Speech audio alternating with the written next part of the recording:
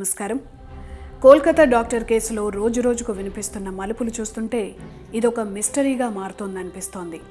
సరైన ఆధారాలు దొరకపోవడం వల్లే కేసు సవాల్గా మారిందని సిబిఐ చెప్తోంది.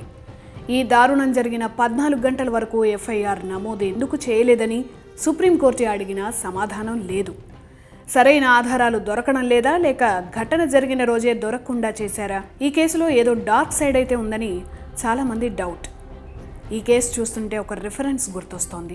అదేంటంటే, మలయాళంలో ఒక మూవీ వచ్చింది. ఆ మూవీ పేరు క్రిస్టోఫర్. మమ్ముట్టి ఇందులో హీరో. అందులో విలన్ వినయ్ రాయ్. ఆయన ఒక మాఫియాని నడిపిస్తుంటాడు. ఆ మాఫియాని హీరోయిన్ క్యారెక్టర్ ఎక్స్పోజ్ చేస్తుంది. అప్పుడు ఆ విలన్ ఆమెను డైరెక్ట్గా చంపడు. ఒక కిరాయి గుండాన్ని పెట్టి బ్రూటల్గా అత్యాచారం, ఆపై దారుణ హత్య చేయిస్తాడు.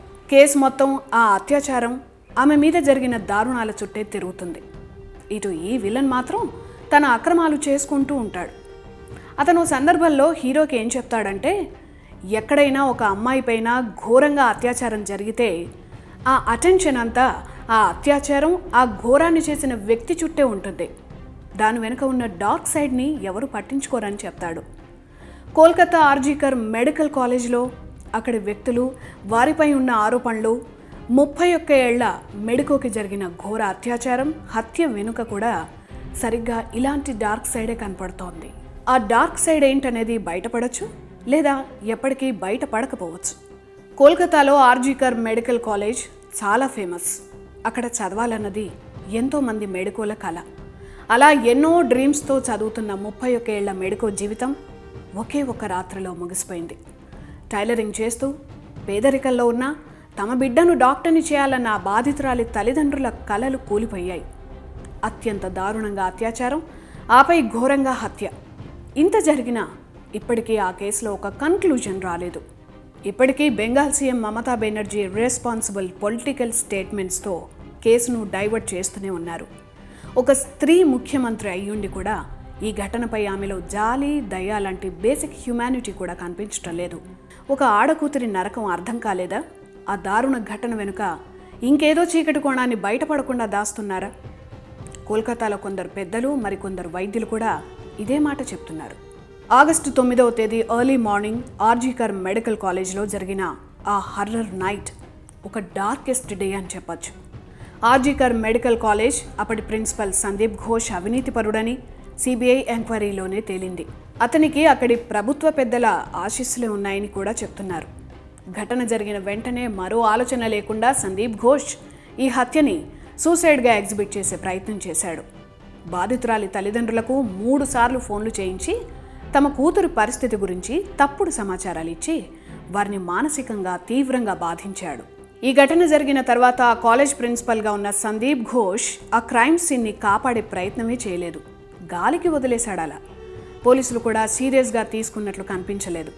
పోలీసులు సీరియస్గా గనక తీసుకుంటే వెంటనే ఎఫ్ఐఆర్ నమోదయ్యేది.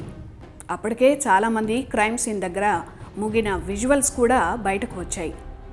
ఆధారాల విధ్వంసం ఆ క్షణం నుంచే జరిగిపోయింది. సరైన ఎవిడెన్స్ దొరక్కపోవడానికి కూడా ఇదొక కారణమని సిబిఐ చెప్పింది. ఘటన జరిగిన రాత్రి సరిగ్గా అక్కడే ఆ టైంలోనే ఆ మెడికో ఉన్నారని ఎవరో చెప్పినట్టే నిందితుడు సంజయ్ రాయ్ ఆ సెమినార్ రూమ్కి వెళ్ళాడు. పర్టిక్యులర్ టైంలో మళ్ళీ వెనక్కు రావడం, ఆధారాలు దొరక్కపోవడం అంతా ఏదో పక్కా ప్లాన్ లాగే కనిపిస్తోంది. ఘటన జరిగిన మర్నాడు అక్కడి ఆధారాలన్నీ చెరిగిపోయే వరకు ఆమె తల్లిదండ్రులకు కానీ పోలీసులకు కానీ అప్పటి ప్రిన్సిపల్ సందీప్ ఘోష్ చెప్పనే లేదు. అక్కడే అంతా అయిపోయింది. మరి సందీప్ ఘోష్ ఏం దాచాలని ఇదంతా చేశాడు? ఎప్పుడో తెల్లవారుజామున ఈ ఘోరం జరిగితే తాపీగా 11 గంటలకు బాధితురాలి తల్లిదండ్రులకు మెడికల్ కాలేజ్ నుంచి 3 సార్లు ఫోన్లు వెళ్ళాయి. మీ అమ్మాయికి హెల్త్ బాలేదని ఒకసారి, మళ్ళీ అరగంట తర్వాత ఆమె పరిస్థితి బాలేదని, మరి కాసేపటికి మీ అమ్మాయి సూసైడ్ చేసుకుందని ఆమె తల్లిదండ్రులను రాంగ్ ఇన్ఫర్మేషన్తో టార్చర్ పెట్టారు. ఫాల్స్ ఇన్ఫర్మేషన్ ఇచ్చి మొత్తం కేసుని తప్పుదోవ పట్టించేందుకు ట్రై చేశాడు ఎక్స్ ప్రిన్సిపల్ సందీప్ ఘోష్. ఘటన జరిగిన తెల్లవారుజాము నుంచి పోలీసులు వచ్చే మధ్య కొన్ని గంటల సమయంలో ఆ ఘటనా స్థలంలో ఎవరెవరు ఏం చేశారో తెలీదు. అవినీతి మరిగిన ఆ ప్రిన్సిపల్ డబ్బుతో ఆమె తల్లిదండ్రులను కొనేసి ఎలాగైనా హాస్పిటల్లోనే ఈ స్టోరీ ముగించేద్దాం అనుకున్నాడో ఏమో. అది కుదరలేదు. కొంతమంది పోలీసులు తమకు డబ్బు ఆఫర్ చేశారని బాధితురాలి తల్లిదండ్రులే మీడియాకు చెప్పారు. మమతా బెనర్జీనే తమకు ఆఫర్ చేశారని బాధితురాలి తల్లి చెప్పారు. ఇదే నిజమైతే గనక మరీ దారుణం. ఈ విషయాన్ని ముఖ్యమంత్రి ఖండించినా బాధితురాలి తల్లి మాత్రం మమతా బెనర్జీని అబద్ధం చెప్తున్నారని, తమను డబ్బుతో కొనాలని చూశారని, మరణించిన కూతుర్ని అడ్డు పెట్టుకుని తమకు అబద్ధాలు చెప్పాల్సిన అవసరం లేదని గట్టిగానే సమాధానం చెప్పారు. ఈ క్రైమ్ వెనుక చాలా పెద్ద డార్క్ స్టోరీ కనిపిస్తోంది. పేదరికంలో పుట్టిన ఆ బాధితురాలు చాలా ఉన్నత లక్ష్యాలతో చదువుతోందని ఆమె డైరీనే చెప్తోంది. అలాంటి వారు అవినీతిని చూసి సహించలేరు.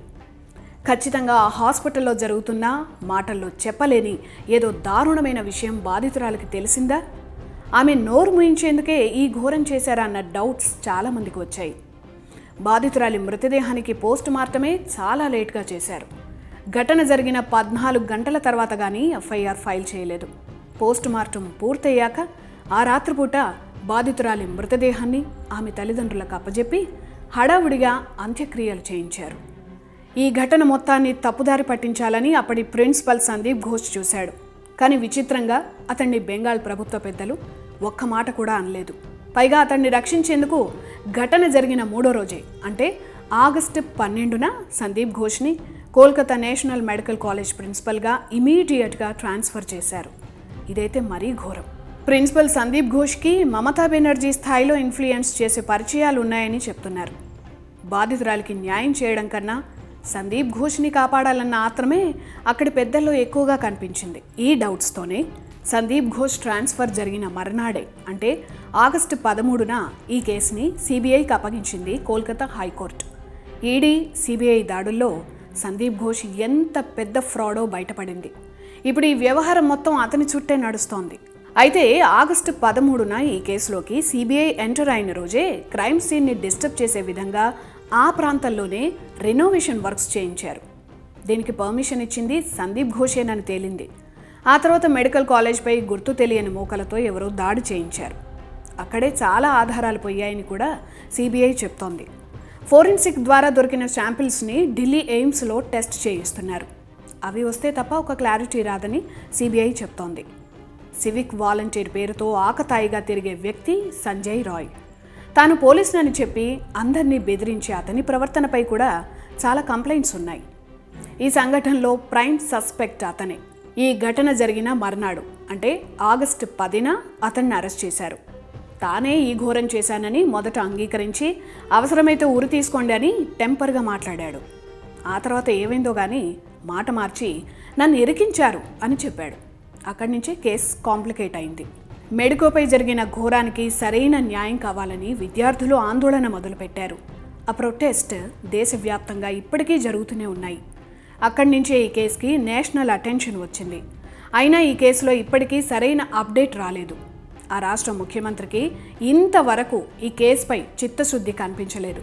పైగా దసరా పండుగ వస్తోంది, అందరూ పండగకు సిద్ధం కావాలని చెప్తున్నారంటే మమతా బెనర్జీకి ఈ కేసుపై ఎంత సీరియస్నెస్ ఉందో అర్థమవుతోంది. దేశంలోనే దసరా ఉత్సవాలు అద్భుతంగా జరిగేది కోల్కతాలోనే. ఆ నెలంతా అక్కడ వేల కోట్ల వ్యాపారం జరుగుతుంది. దేశం నలుమూలల నుంచి కోల్కతా దసరా ఉత్సవాలకు చాలామంది వస్తారు.